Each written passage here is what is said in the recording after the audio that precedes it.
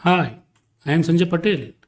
In this lecture and coming lectures, we are going to study some test for convergence of infinite series.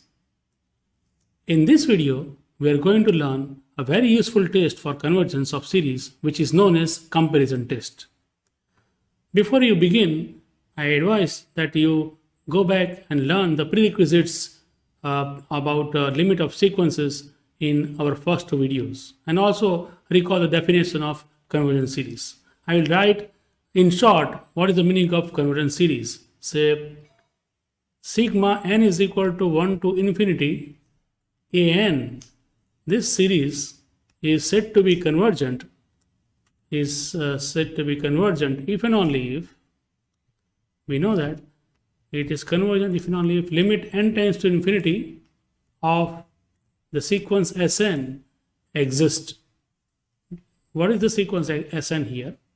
Where Sn, as we know, it is a sequence of partial sums, that is some of the first n terms of the given series for every n belongs to n. Okay. So if you want to prove a series sigma n is convergent, just show that the limit of Sn exists where Sn is given by this thing. Okay. So let us, and also one more thing, that we are going to consider only series of positive terms. So the first result in this lecture is the very useful theorem which is known as comparison test. So comparison test.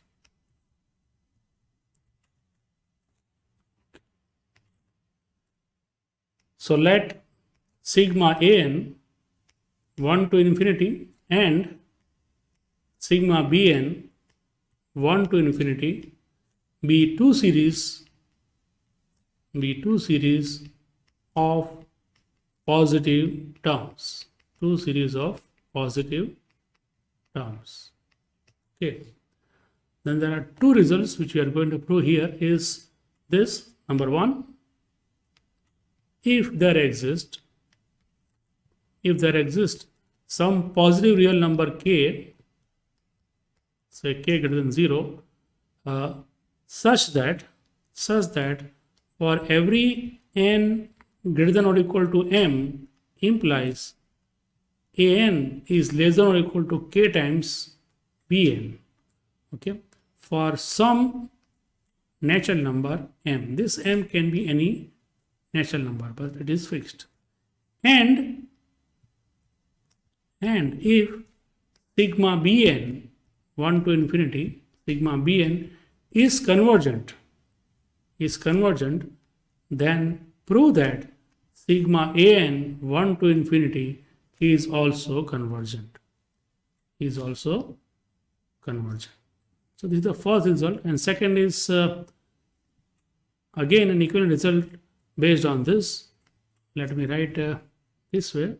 If there exists some constant k greater than 0, some real number k greater than 0, such that for every n greater than or equal to m implies an is greater than or equal to k times bn for some natural number m, for some m belongs to n, and if sigma bn 1 to infinity is divergent, then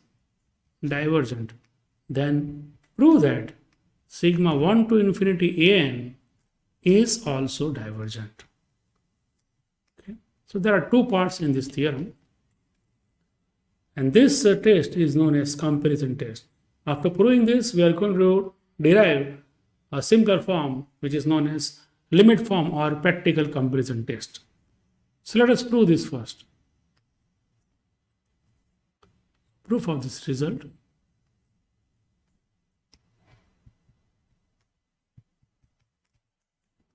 So first part. So first of all, we consider consider the series sigma m to infinity n equal to m to infinity an and sigma n is equal to m to infinity bn. What we have done is we have removed the first n terms from this series sigma n and sigma bn, okay, where m is the fixed natural number given here in the hypothesis. Okay, then for each of this I want to write the some of the first n terms, and I will denote them as follows. So first of all, let us take Sn is equal to the sum of the first n terms,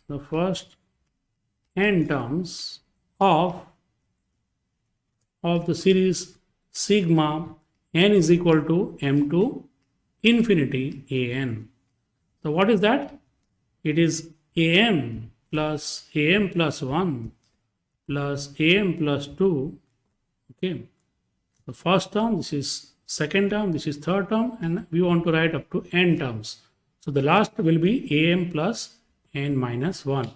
You can understand this also, 1, 2, 3 up to n minus 1. So these are the n minus 1 terms and one more. So total there are n terms. Same way, we can take Tn, let Tn as the sum of the first n terms, of the second series n is equal to m to infinity bn. Okay, so that is given by bm plus 1 plus and so on plus bm plus n minus 1. Now it is clear that the terms of the sequence Sn are increasing because all the terms of the series sigma n are positive. So it is clear that S1 is less than S2, S2 is less than S3, and so on. Because S1 means only am, S2 means am plus 1, and so on. So this means I can say that the sequence Sn is an increasing sequence,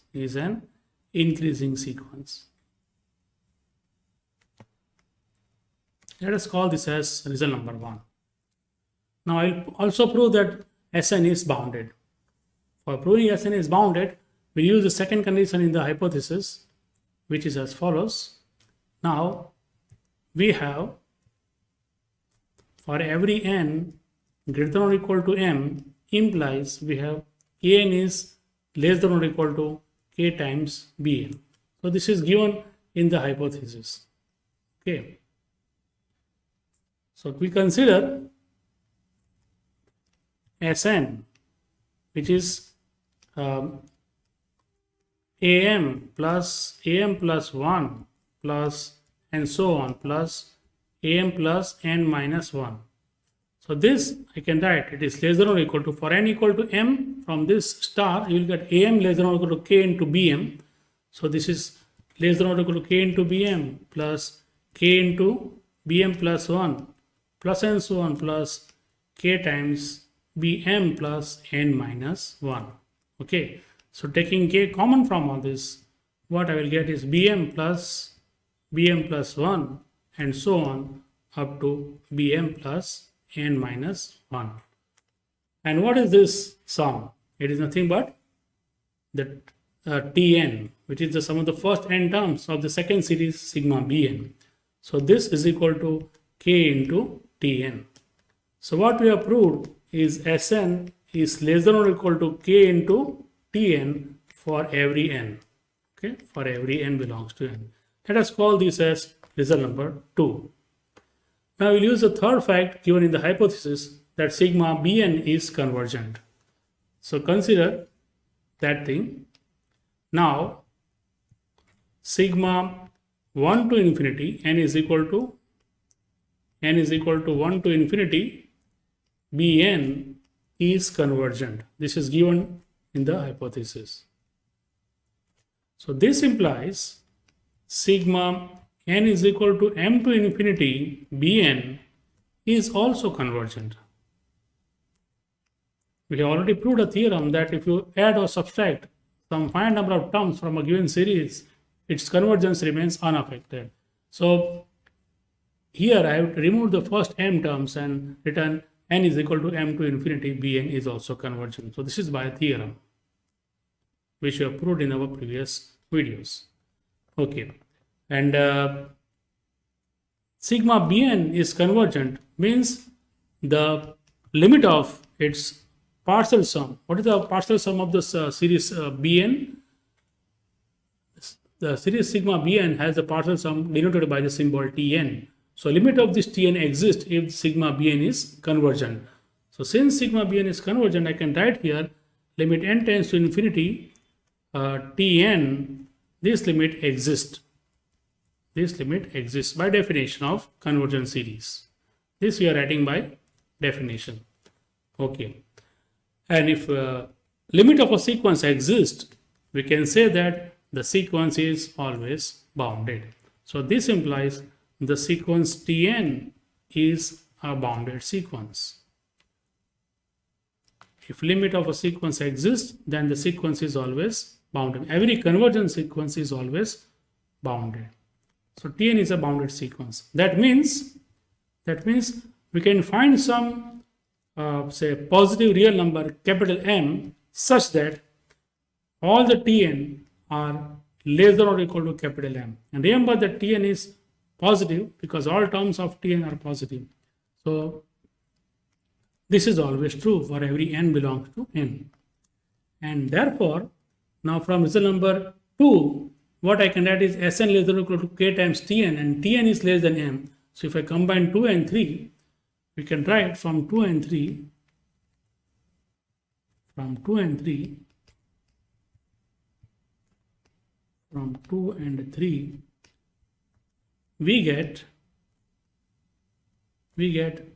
Sn less than or equal to k into what? M. Because Tn is less than, let me write one more step so that it is more clear. Sn less than or equal to k into Tn implies Sn is less than or equal to k into m for every n belongs to n. K is a real number, capital M is also a real number, so k into m is some constant, and we are proving that Sn is less than or equal to k into m. So Sn is bounded above by the number k into m. Sn is also bounded below because all terms are positive, so the sum Sn is always greater than 0. So I can say therefore the sequence Sn is bounded above by this number, by k into m. So this is my result number 4. We have already mentioned that Sn is an increasing sequence in result number 1. Sn is an increasing sequence, and here we have proved that Sn is a bounded above sequence as well. So therefore, from result 1 and 4, we can say that the sequence Sn is convergent. Sequence Sn is convergent sequence. Why? Because we already mentioned in our earlier videos that a sequence which is monotonically increasing and say bounded above is always convergent, means limit of Sn exists. That is, limit n tends to infinity Sn exists. Okay, and if limit of Sn exists, that is, the limit of this partial sum Sn exists, and therefore the corresponding series, that is given by this sigma m to infinity an, this series is convergent because we have proved that its partial sum Sn is convergent. So this implies, we can conclude, this implies sigma n is equal to m to infinity an is convergent. Okay, and if sigma m to infinity an is convergent, by a theorem n is equal to 1 to infinity an is also convergent. This also convergent. So we have proved the first result So let us prove the second part. Here, I will assume to a contrary to what we want to prove. What is to prove is sigma an is divergent whenever sigma bn is divergent. So suppose if possible,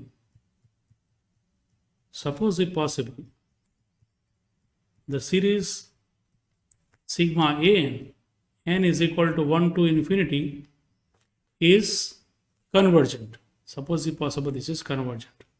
Okay. Now, in this second part, what we are given is this condition. Now, we have for every n greater than or equal to m, we have an is greater than or equal to k into bn, where k is some positive constant. So this I can write as 1 upon k into an is greater than or equal to say bn, or in other words, we can say bn is less than or equal to 1 upon k times an, where 1 upon k is also some positive constant. So what I am proving here is for every n greater than or equal to m, bn is less than or equal to 1 upon k into an. Whenever you have something is less than or equal to something for two series, then if this right hand side series is convergent, that is an is convergent, then sigma bn is also convergent by the first part. So therefore I can say, therefore by part 1 of this theorem, by part 1, it follows that sigma bn is also convergent. Sigma bn n is equal to 1 to infinity is also convergent. Let me explain again. We have this condition. So you can call this as some sequence of Pn, and this is Qn, and this is some constant. So Pn is equal to Q times Qn, or 1 upon K times Qn. And if this sigma Qn is convergent, sigma this is also convergent, Bn is also convergent. So that means sigma Bn is convergent, and therefore a contradiction. A contradiction to the fact what is given in the hypothesis is a contradiction to sigma Bn n is equal to 1 to infinity is divergent. So we are given that this series sigma Bn is divergent, but what we have proved is sigma Bn is convergent, and therefore our supposition must be wrong. So therefore our supposition must be wrong. What was our supposition? Our supposition was this. Suppose if possible sigma n is convergent. This is wrong. So what is proved? Therefore I can say that this is not true, means sigma n is divergent. So hence sigma n is equal to 1 to infinity is divergent. So that is proved. In the second result, we know we want to prove if sigma bn is divergent, then sigma n is also divergent, and that thing is proved. Let us go back and check. If sigma bn is divergent, then prove that sigma n is also divergent, and that we have accomplished. So this is known as a comparison test, a very, very important test. Now we are going to derive a limit form of this comparison test, which is also known as practical comparison test, and it is very useful for solving the problems. So let me write down the statement of that theorem. This theorem is called practical comparison test. Practical comparison test. Okay. Now the statement is, if sigma an and sigma bn both are n equal to 1 to infinity, are two series of positive terms, be two series of positive terms,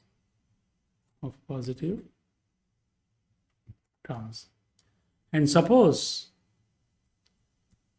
suppose limit n tends to infinity of the sequence an upon bn, the ratio of this an and bn is to be taken and the limit of this new sequence is obtained, and suppose that limit is L, where L is not equal to 0 and L is not equal to infinity. Okay, so this is very important thing. Then prove that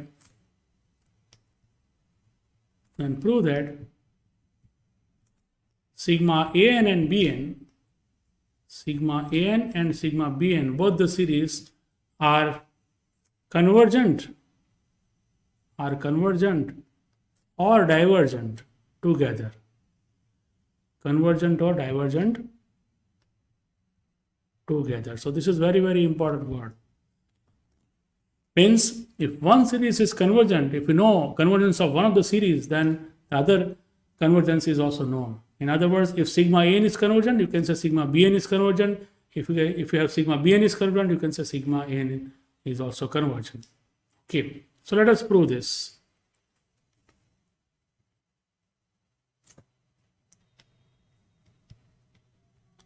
And here I will use the definition of limit of a sequence. You know what is limit of a sequence? Let me explain first and then we'll try to prove this result.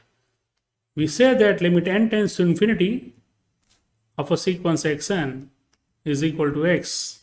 If limit n tends to infinity xn is equal to x, if and only if for every epsilon greater than 0, so given any positive number epsilon, if you can find some positive integer m such that for every n greater than or equal to m implies mod of this xn minus x is less than epsilon. So this is the definition of limit of a sequence.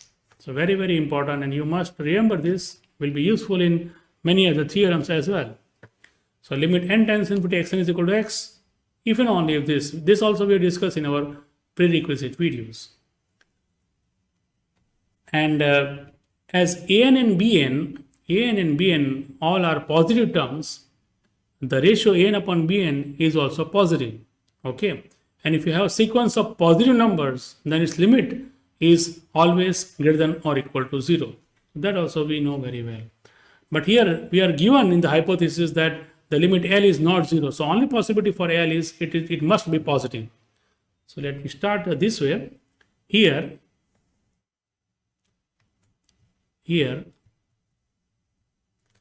an and bn all are positive for every n, and therefore limit n tends to infinity an upon bn, okay, that is equal to L, is also non-negative. But we are given that L is not equal to 0. This is given.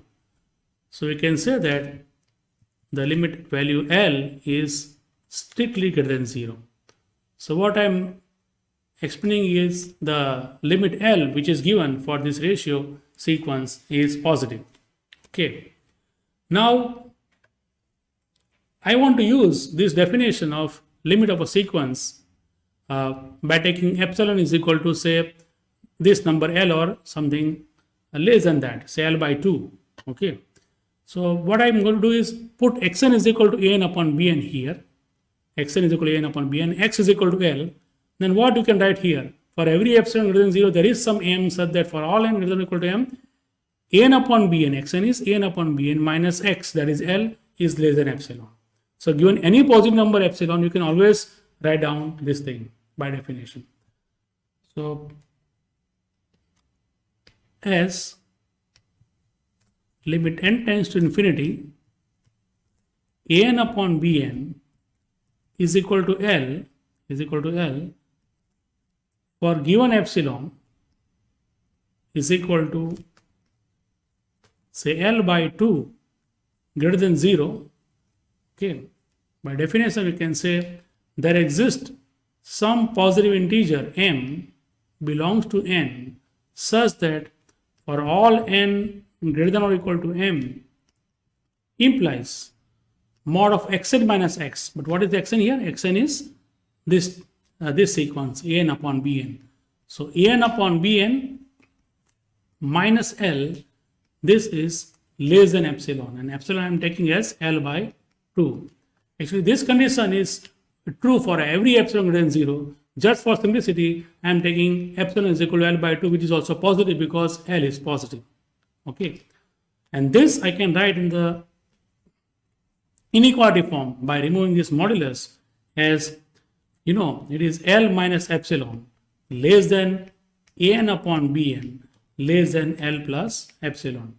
But epsilon is what? L by 2. So we can say L minus L by 2 is less than an upon bn is less than L plus L by 2. L plus L by 2. So this gives me this inequality. L minus L by 2 is L by 2 less than an upon bn less than L plus L by 2 is 3 times L by 2.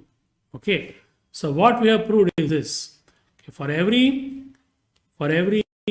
n greater than or equal to m implies L by 2 less than an upon bn less than 3L by 2. Okay. What I want here is, as this inequality is true both the ways, let us call this as star. So from this star we can say two things. Number one, we can conclude two things. Number one is, therefore, for every n greater than or equal to m, I can say that an upon bn is less than 3L by 2. Here a less than b less than c is true. Means a is less than b as well as b is less than c. So I can also say that b less than c is true. So only this thing is true. I want to take only this much. And that means this implies I can say an is less than 3L by 2 times bn. Okay. Remember that bn is positive. So there is no problem in multiplying both the sides by the positive number. So this is something like an is less than k into bn, where k is equal to 3L by 2, which is positive. So what we have proved is, for every n greater than or equal to m, an is less than k into bn. So by comparison test, therefore by comparison test, what we have proved just now, so by comparison test, if sigma bn is convergent, then that implies sigma an is also convergent. Okay, that is one thing. And so this is one thing. And the second thing is, I want to take this inequality now. See, for every n greater than or equal to m, a less than b less than c is true. What we have taken first is this is true. Now I want to use L by 2 less than an upon bn, because that inequality also holds for every n greater than or equal to m. So the second thing I want to use is also for every n greater than or equal to m implies we have L by 2 is less than an upon bn. So this I can write as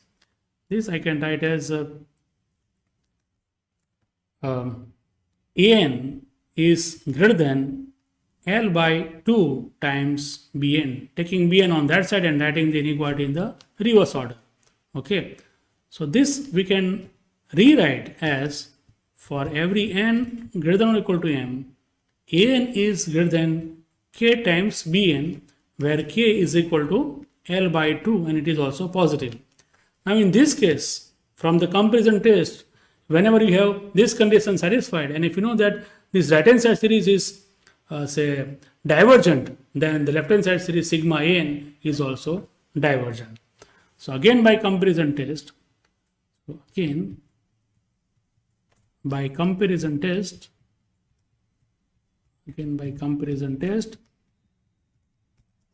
if sigma bn is divergent, and that implies sigma an is also divergent.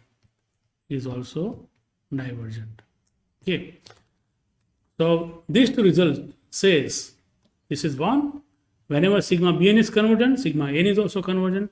Whenever sigma bn is divergent, sigma n is also divergent. Hence, sigma an and bn both are convergent and divergent together. Hence, sigma an and sigma bn are convergent or divergent together. So that thing is proved.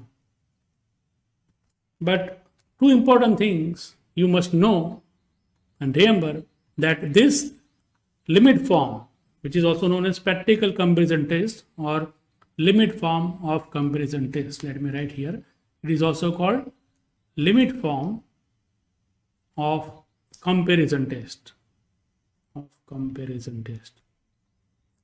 This theorem holds only if this limit exists and is not equal to 0 and infinity. So what happens if L equal to 0 and infinity? That we'll discuss as a separate result. Okay. So for L equal to 0 and infinity, let us write a note. Suppose sigma an and bn are two series of positive terms, a series of positive terms. Okay, and limit n tends to infinity, an upon bn is equal to L.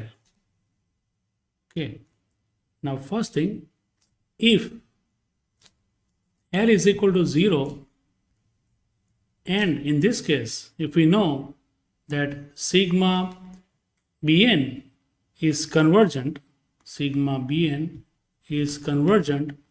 then we can say that sigma an is also convergent. And secondly, if L is equal to infinity, and sigma bn is divergent, then sigma an is also divergent. Nothing else can be said other than this. Okay, let us prove this in some simple steps. So proof of this result.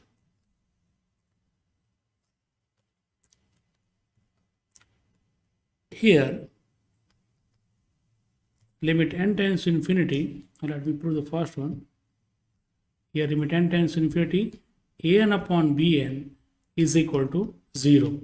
So therefore, for every epsilon greater than 0, by definition of limit of sequence, there exists a positive integer m such that for all n greater than or equal to m implies mod of an upon bn minus 0 is less than epsilon. So that means we can say for every n greater than or equal to m implies we have minus epsilon less than an upon bn is less than plus epsilon. If you remove this modulus, we can write like this. Okay, and from this we can conclude that for every n greater than or equal to m implies an is less than epsilon times bn, epsilon into bn, and here epsilon is positive constant. I want only this part.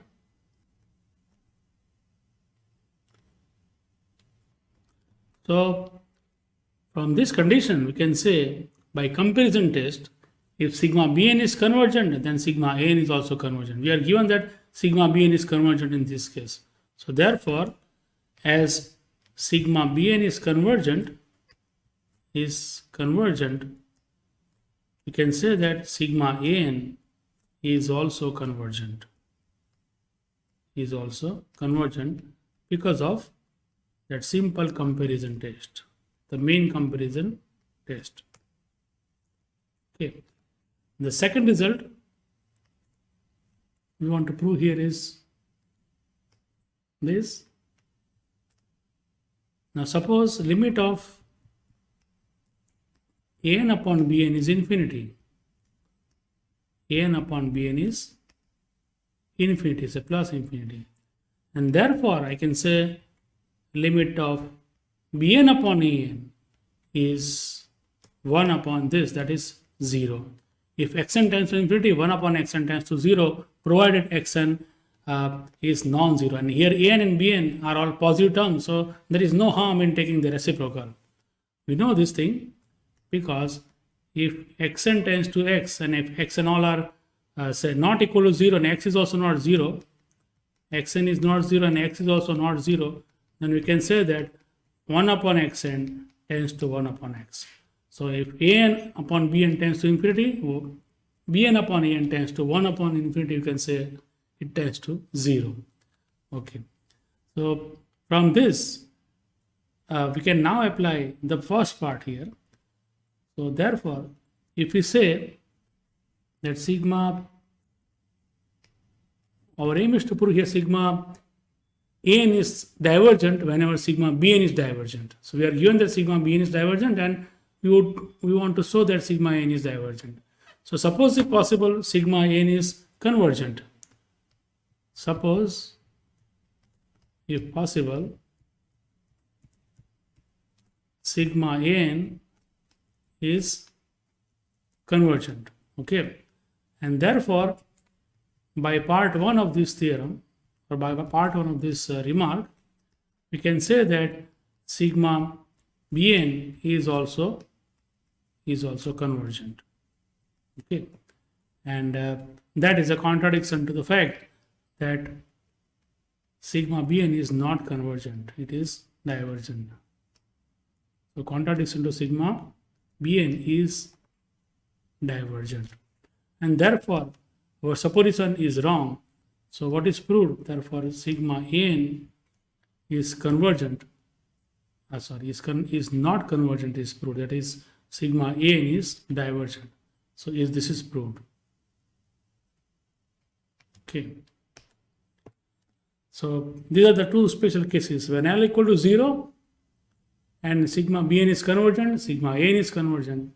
When L is equal to infinity and sigma bn is divergent, then sigma n is also divergent. Okay. So in the next lecture, we'll derive the convergence of a special series, which is known as P series, and then we'll take some problems based on this comparison test.